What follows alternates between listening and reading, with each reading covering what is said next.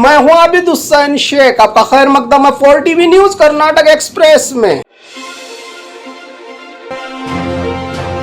क्या कोई मंगलसूत्र पहनाई पत्नी को लव लेटर लिखता है? सीएम इब्राहिम का सिद्धरामैया पर पलटवार। राज्यसभा चुनाव के चलते वोटिंग के लिए जेडीएस और कांग्रेस आमने सामने, एक दूसरे पर आरोप प्रति आरोप का सिलसिला अब भी जारी। अगर किसी और ने मोहब्बत का खत लिखा तो क्या होगा? जेडीएस के अध्यक्ष सीएम इब्राहिम ने कहा कि क्या कोई मंगलसूत्र पहनाई पत्नी को लव लेटर लिखता है? सिद्धरामैया की क्लास लेते हुए विधानसभा में बात करते हुए उन्होंने सिद्धरामैया ने खत लिखा है, क्या ये अपराध है? क्या ये नैतिकता है?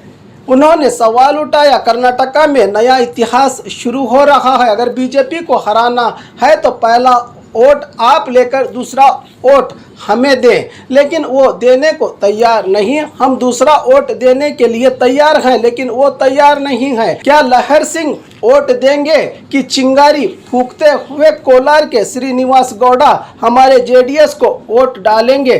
कहा है सीएम इब्राहिम ने, हमें भरोसा है कि सभी वोट डालेंगे। मैं ये आशा करता हूं कि भगवान सभी को अच्छी सलाह दे। क्या लहर सिंह कन्नड़ी हैं? सिद्धरामैया कन्नड़ा के लिए हाथ उठाओ कहते हैं, क्या वो गरीब हैं? हमारी ऑफिस गांव में है, दिल्ली में नहीं। हमारी पार्टी गरीब है, कहा सीएम इब्राहिम ने।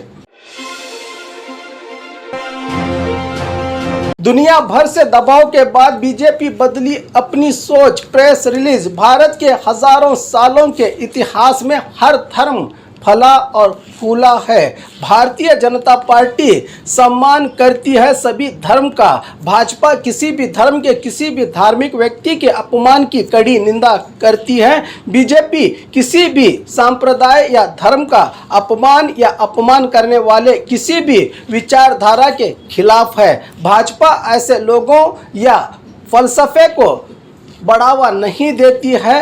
भारत का संविधान हर एक नागरिक को अपनी पसंद के किसी भी धर्म का पालन करने और हर एक धर्म का सम्मान करने का अधिकार देता है। जैसा कि भारत अपनी आज़ादी के 75वें वर्ष का जश्न मना रहा है, हम भारत को एक महान देश बनाने के लिए पाबंद हैं, जहां सभी एक समान है और हर कोई सम्मान के साथ यहाँ रहता है, जहाँ सभी भारत की एकता और अखंडता के लिए पाबंद हैं और सभी विकास के फल का आनंद लेते हैं। Arun Singh, national general secretary और हेड क्वार्टर इंचार्ज बीजेपी ने ये लेटर लिखा है। सार्वजनिक तौर पर कहीं बीजेपी अपनी विचारधारा तो नहीं बदल रही है? क्या सच में ऐसी ही सोच रखती है भाजपा, या इस्लामिक ममालिक के दबाव के चलते ये बात कही जा रही है? विदेशी ड्रग्स पेडलर की गिरफ्तारी। बेंगलुरु यलहंका पुलिस थाना व्याप्ति में आने वाले पालन हल्ली बागीचे के घर में लाखों की कीमत वाले नशीली चीज जमा करके बेचने का काम चल रहा था। पुख्ता जानकारी के आधार पर यलहंका पुलिस ने रेड करते हुए नाइजीरियन विदेशी नागरिक जॉन अब्राहम की गिरफ्तारी 1.5 किलो MDMA टैबलेट, 6 किलो गांजा और 7 मोबाइल बरामद किया है। पुलिस ने गिरफ्तारी के डर से इसका एक और साथी फरार बताया जा रहा है।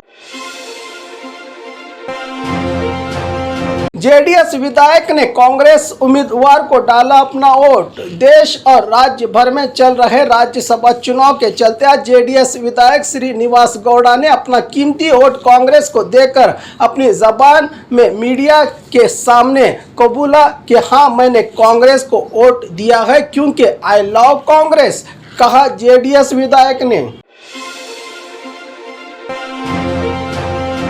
एनटीपीसी में घटी बड़ी दुर्घटना। बीजापुर के एनटीपीसी में आज सुबह सवेरे पावर सप्लाई करने वाले प्लांट में अचानक मशीन की बेरिंग टूटकर मशीन के पुर्जे आपस में घिसने से आग लगने की घटना सामने आई है। खबर मिलते ही मौके पर पहुंचे फायर ब्रिगेड कर्मचारियों ने आग को बुझाकर बड़ी दुर्घटना होने से बचाया। यह घटना एनटीपीसी पुलिस थाने में हुई है दर्ज।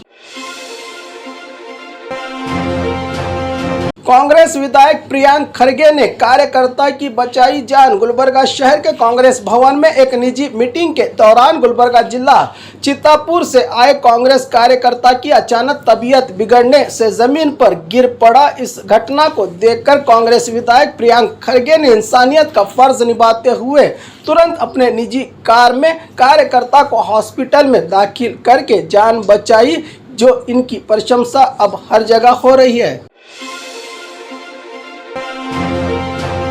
ट्रेन में सफर कर रहे यात्री से 2 करोड़ रुपए जब्त। ये मामला मुंबई से मंगलुरु एक्सप्रेस ट्रेन का है, जहां बिना टिकट सफर कर रहे यात्री को चीफ एग्जीक्यूटिव इंस्पेक्टर बेलापुर ने पकड़ा, जिसके पास ट्रेन का टिकट नहीं था और साथ ही एक बड़ा बैग मौजूद था जिसमें क्या था पता नहीं। बेलापुर ने उस यात्री को आरपीएफ के हवाले किया। जब आरपीएफ ने उस बैग की तलाशी ली, उसमें रहे पैसों को देखकर अधिकारी हैरान हो गए। बताया जा रहा है कि उस बैग में 2 करोड़ रुपए थे और उन रुपयों का कोई भी लीगल डॉक्यूमेंट या ट्रांजैक्शन का यात्री के पास प्रूफ नहीं था, जिसके चलते आरपीएफ अधिकारियों ने इस घटना की जानकारी इनकम टैक्स डिपार्टमेंट और कारवार रूरल पुलिस को दी गई। पंचनामा करने के बाद उस यात्री और बैग को कारवार पुलिस थाने को भेज दिया गया। आगे की जांच में जुटी है पुलिस। राज्य में राज्यसभा मेंबर्स के लिए सर्कस। राज्य से 4 राज्यसभा मेंबर्स चयन के लिए मतदान, जिसमें बीजेपी से निर्मला सीतारामन को 46, जग्गेश को 44, लहर सिंह को 32 वोट मिले हैं।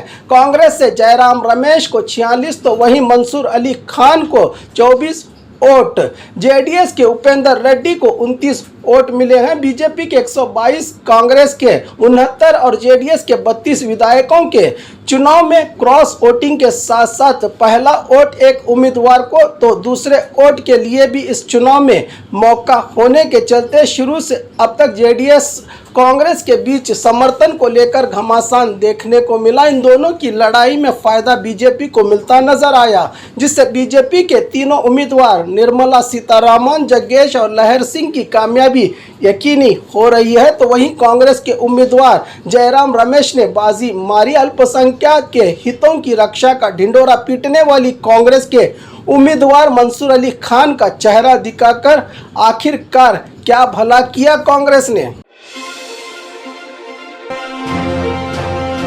गुस्ताखे रसूल सल्लल्लाहु अलैहि वसल्लम के खिलाफ बीजापुर में एहतजाज। BJP spoke person Nupur Sharma और नवीन जिंदाल ने अपने जबान से जहर उगलते हुए प्रॉफेट मोहम्मद सल्लल्लाहु अलैहि वसल्लम के खिलाफ विवादित बयान दिया था, जिसके चलते 15 से ज्यादा इस्लामिक मुल्क के विरोध के बाद आरएसएस वाली बीजेपी सरकार ने इसे सिर्फ सस्पेंड किया। सस्पेंड नहीं, कड़ी से कड़ी कार्रवाई करने की मांग करते हुए आज बीजापुर में सुबह एमएमसी के सदर सैयद तनवीर पीरा हाशमी के क़ियादत में डीसी को मेमोरेंडम दिया गया। तो वहीं दोपहर को बीजापुर शहर के अंबेडकर सर्कल में एसडीपीआई पदाधिकारियों का बड़ा हुजूम इकट्ठा होकर नबी की शान में गुस्ताखी हरगिज बर्दाश्त नहीं होगी, नूपुर शर्मा और नवीन जिंदाल को फांसी से कम की सजा नहीं चलेगी की मांग की प्रदर्शनकारियों ने। 3 ढोंगी स्वामियों की गिरफ्तारी। स्वामियों का पोशाक पहनकर लोगों को ठगने वाले ढोंगी बाबाओं को दबोचा पुलिस ने। टी दासरहಳ್ಳಿ मेल संद्रा में गिरफ्तारी। अरसीकेरे के रामैया सहित 3 की गिरफ्तारी। नकली मठों का नाम लेकर ब्लैकमेल कर रहे थे। सन्यासी लिबास में शातिर आरोपी सीधे घर में घुसकर पैसे मांगा करते थे, न देने पर धमकाने और बददुआ का डर दिखाकर लूटा करते थे। जनता को हर हफ्ते एक नए इलाके में घुसकर धर्म और आस्था के नाम पर ये खेल खेल रहे थे आरोपी। आखिरकार बेंगलुरु के मेल संद्रा में गिरफ्तार किया इन ढोंगी स्वामियों को। बगल कुंटे पुलिस थाने में मामला हुआ है दर्ज। और खबरों के लिए देखते रहिए 4 टीवी न्यूज़ कर्नाटक एक्सप्रेस।